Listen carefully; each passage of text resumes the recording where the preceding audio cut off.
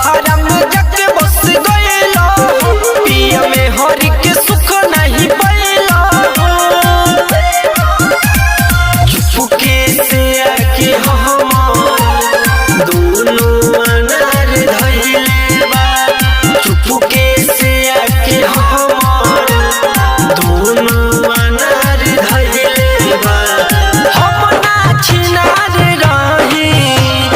देवरे छिनार कइले बा हम ना छिनार रही देवरे छिनार कइले बा हम ना छिनार रही।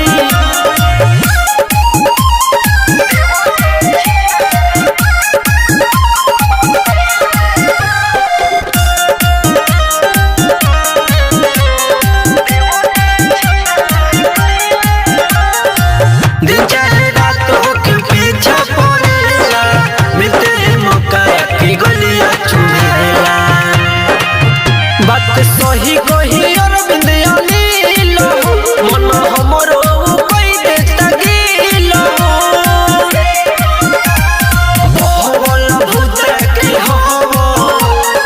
पूरा अनार कइले बा बहवल भूता के हवा पूरा अनार कइले बा हम ना छिनार रही देवरे छिनार कइले बा हम ना छिनार रही देवरे छिनार कइले बा